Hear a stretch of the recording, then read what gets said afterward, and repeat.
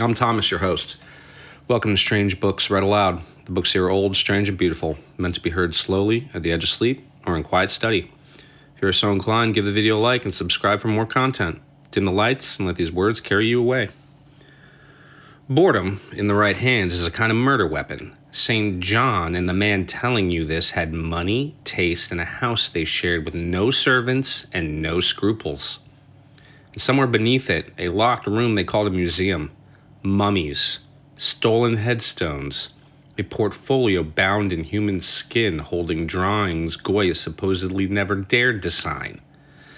They had used up the poets of decadence, wrung the old French masters dry, and gone looking for the one thrill left to jaded men, the cold little shudder of opening a grave by moonlight.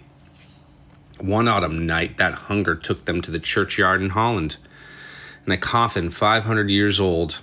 Inside, a dead ghoul still wore a small amulet of green jade, carved in the shape of a crouching winged hound.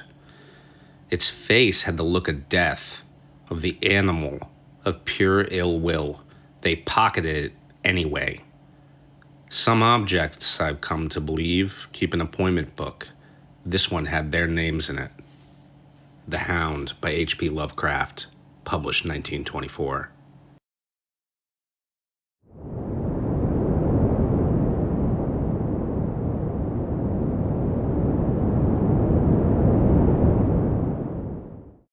May heaven forgive the folly and morbidity which led us both to so monstrous a fate, wearied with the commonplaces of a prosaic world, where even the joys of romance and adventure soon grow stale. St. John and I had followed enthusiastically every aesthetic and intellectual movement which promised respite from our devastating ennui. The enigmas of the symbolists and the ecstasies of the pre-Raphaelites all were ours in their time, but each new mood was drained too soon of its diverting novelty and appeal. Only the somber philosophy of the decadence could hold us, and this we found potent only by increasing gradually the depth and diabolism of our penetrations. Baudelaire and Huysmans were soon exhausted of thrills, till finally there remained for us only the more direct stimuli of unnatural personal experiences and adventures. It was this frightful emotional need which led us eventually to that detestable course which even in my present fear I mention with shame and timidity, that hideous extremity of human outrage, the abhorred practice of grave robbing. I cannot reveal the details of our shocking expeditions, or catalog even partly the worst of the trophies adorning the nameless museum we prepared in the great stone house where we jointly dwelt, alone and servantless. Our museum was a blasphemous, unthinkable place, where with a satanic taste of neurotic virtuosi we had assembled a universe of terror and decay to excite our jaded sensibilities. It was a secret room, far, far underground, where huge winged demons carven of basalt and onyx vomited from wide grinning mouths weird green and orange light, and hidden pneumatic pipes ruffled into kaleidoscopic dances of death, the lines of red charnel things hand in hand woven on voluminous black hangings.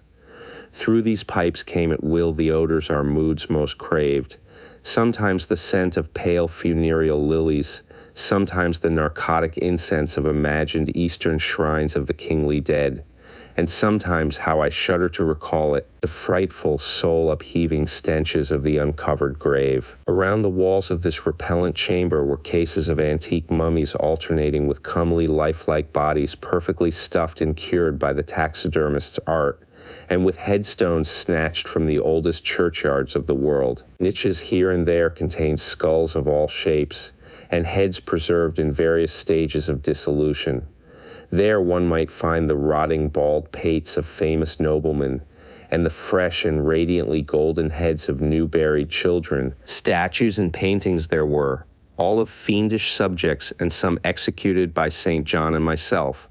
A locked portfolio, bound in tanned human skin, held certain unknown and unnameable drawings which it was rumored Goya had perpetrated but dared not acknowledge. There were nauseous musical instruments, stringed, brass, and woodwind, on which St. John and I sometimes produced dissonances of exquisite morbidity and catamoniacal ghastliness, whilst in a multitude of inlaid ebony cabinets reposed the most incredible and unimaginable variety of tomb loot ever assembled by human madness and perversity.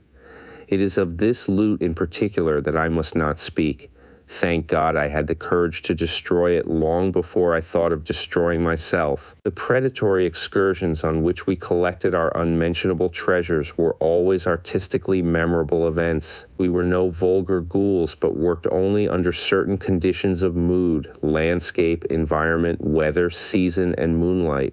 These pastimes were to us the most exquisite form of aesthetic expression, and we gave their details a fastidious technical care. An inappropriate hour, a jarring lighting effect, or a clumsy manipulation of the damp sod would almost totally destroy for us that ecstatic titillation which followed the exhumation of some ominous, grinning secret of the earth. Our quest for novel scenes and piquant conditions was feverish and insatiate.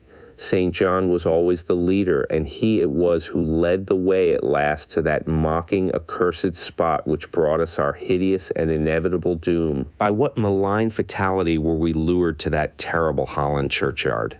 I think it was the dark rumor and legendry, the tales of one buried for 5 centuries, who had himself been a ghoul in his time and had stolen a potent thing from a mighty sepulchre. I can recall the scene in these final moments.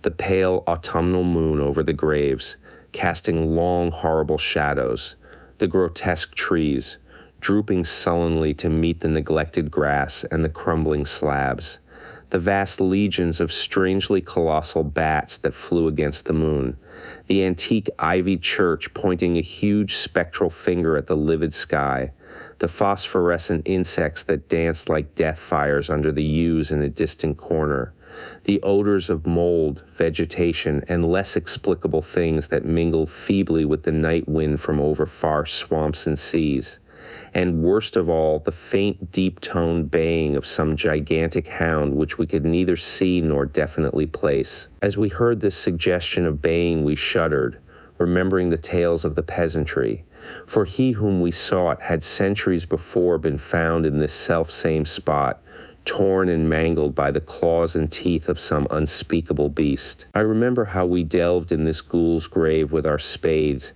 and how we thrilled at the picture of ourselves, the grave, the pale watching moon, the horrible shadows, the grotesque trees, the titanic bats, the antique church, the dancing death fires, the sickening odors, the gently moaning night wind, and the strange half-heard directionless baying of whose objective existence we could scarcely be sure. Then we struck a substance harder than the damp mold, and beheld a rotting oblong box crusted with mineral deposits from the long undisturbed ground. It was incredibly tough and thick, but so old that we finally pried it open and feasted our eyes on what it held. Much, amazingly much, was left of the object despite the lapse of 500 years. The skeleton, though crushed in places by the jaws of the thing that had killed it, held together with surprising firmness, and we gloated over the clean white skull with its long, firm teeth, and its eyeless sockets that once had glowed with a charnel fever like our own. In the coffin lay an amulet of curious and exotic design, which had apparently been worn around the sleeper's neck. It was the oddly conventionalized figure of a crouching winged hound, or sphinx with a semi-canine face, and was exquisitely carved in antique Eastern fashion from a small piece of green jade. The expression on its features was repellent in the extreme, savoring at once of death, bestiality, and malevolence. Around the base was an inscription in characters which neither St. John nor I could identify, and on the bottom, like a maker's seal, was graven a grotesque and formidable skull. Immediately upon beholding this amulet, we knew that we must possess it, that this treasure alone was our logical pelf from the centuried grave. Even had its outlines been unfamiliar, we would have desired it. But as we looked more closely, we saw that it was not wholly unfamiliar. Alien it indeed was to all art and literature which sane and balanced readers know, but we recognized it as the thing hinted of in the forbidden Necronomicon of the mad Arab Abdul al-Hazred, the ghastly soul symbol of the corpse-eating cult of inaccessible Leng in Central Asia. All too well did we trace the sinister lineaments described by the old Arab demonologist. Lineaments, he wrote, drawn from some obscure supernatural manifestation of the souls of those who vexed and gnawed at the dead. Seizing the green jade object, we gave a last glance at the bleached and cavern-eyed face of its owner, and closed up the grave as we found it. As we hastened from that abhorrent spot, the stolen amulet in St. John's pocket, we thought we saw the bats descend in a body to the earth we had so lately rifled, as if seeking for some cursed and unholy nourishment. But the autumn moon shone weak and pale, and we could not be sure. So too, as we sailed the next day away from Holland to our home, we thought we heard the faint distant baying of some gigantic hound in the background. But the autumn wind moaned sad and wan, and we could not be sure. Less than a week after our return to England, strange things began to happen. We lived as recluses, devoid of friends, alone, and without servants in a few rooms of an ancient manor house on a bleak and unfrequented moor, so that our doors were seldom disturbed by the knock of the visitor. Now, however, we were troubled by what seemed to be frequent fumblings in the night, not only around the doors, but around the windows also, upper as well as lower. Once we fancied that a large opaque body darkened the library window when the moon was shining against it, and another time we thought we heard a whirring or flapping sound not far off. On each occasion, investigation revealed nothing, and we began to ascribe the occurrences to imagination alone, that same curiously disturbed imagination which still prolonged in our ears the faint far baying we thought we had heard in the Holland churchyard. The jade amulet now reposed in a niche in our museum, and sometimes we burned strangely scented candles before it. We read much in Alhazred's Necronomicon about its properties, and about the relation of ghost souls to the objects it symbolized, and were disturbed by what we read. Then terror came. On the night of September 24th, 19, I heard a knock at my chamber door. Fancying it St. John's, I bade the knocker enter, but was answered only by a shrill laugh. There was no one in the corridor. When I aroused St. John from his sleep, he professed entire ignorance of the event and became as worried as I. It was that night that the faint, distant baying over the moor became to us a certain and dreaded reality. 4 days later, whilst we were both in the hidden museum, there came a low, cautious scratching at the single door which led to the secret library staircase.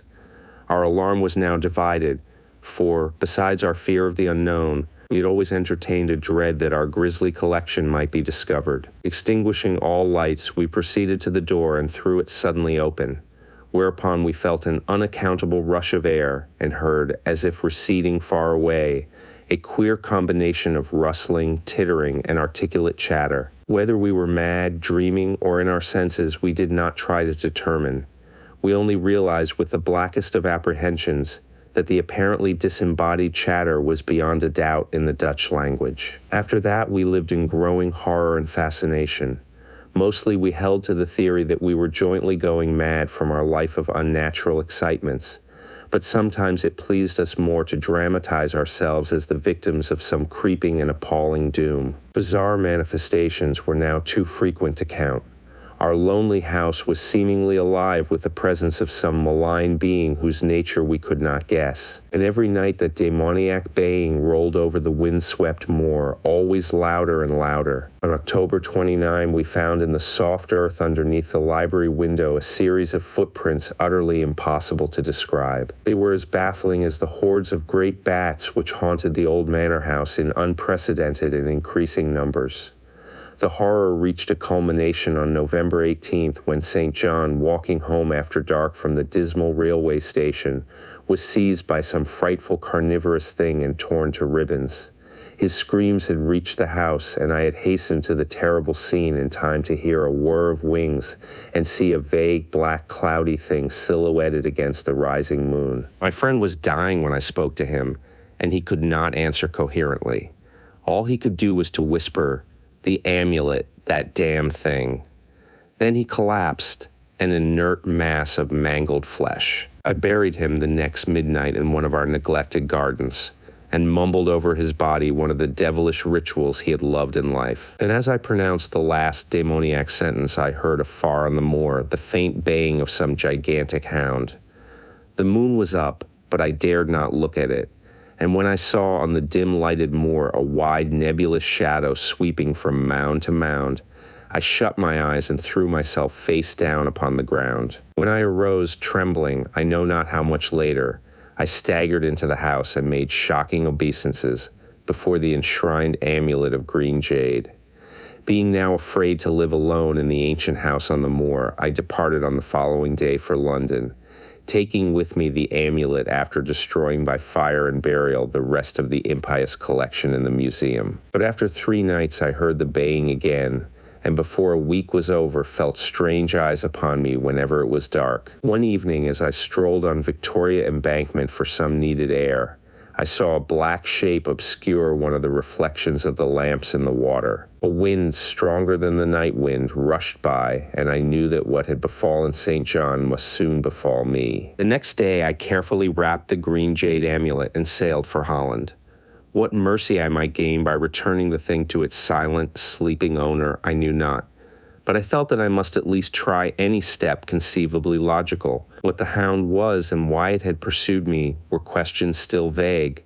But I had first heard the baying in that ancient churchyard, and every subsequent event, including St. John's dying whisper, had served to connect the curse with the stealing of the amulet. Accordingly, I sank into the nethermost abysses of despair when, at an inn in Rotterdam, I discovered that thieves had despoiled me of this sole means of salvation. The baying was loud that evening, and in the morning I read of a nameless deed in the vilest quarter of the city. The rabble were in terror, for upon an evil tenement had fallen a red death beyond the foulest previous crime of the neighborhood. In a squalid thieves' den, an entire family had been torn to shreds by an unknown thing which left no trace, and those around had heard all night above the usual clamor of drunken voices a faint, deep, insistent note as of a gigantic hound. So at last I stood again in the unwholesome churchyard where a pale winter moon cast hideous shadows, and leafless trees drooped sullenly to meet the withered, frosty grass and cracking slabs,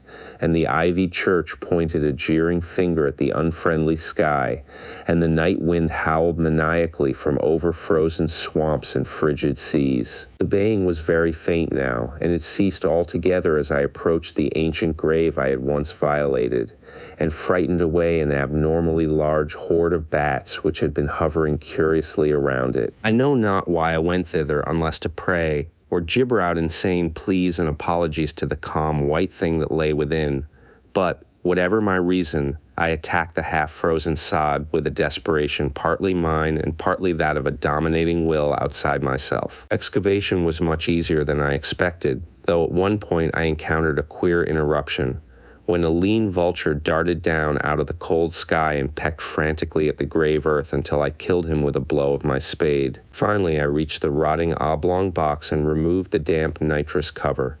This is the last rational act I ever performed, for crouched within that century coffin, embraced by a close-packed nightmare retinue of huge, sinewy, sleeping bats, was the bony thing my friend and I had robbed, not clean and placid as we had seen it then, but covered with caked blood and shreds of alien flesh and hair, and leering sentiently at me with phosphorescent sockets and sharp and sanguine fangs yawning twistedly in mockery of my inevitable doom. And when it gave from those grinning jaws a deep sardonic bay as of some gigantic hound, and I saw that it held in its gory, filthy claw the lost and fateful amulet of green jade, I merely screamed and ran away idiotically, my screams soon dissolving into peals of hysterical laughter. Madness rides the star wind, claws and teeth sharpened on centuries of corpses, dripping death astride a bacchanal of bats from night-black ruins of buried temples of Belial. Now, as the baying of that dead, fleshless monstrosity grows louder and louder,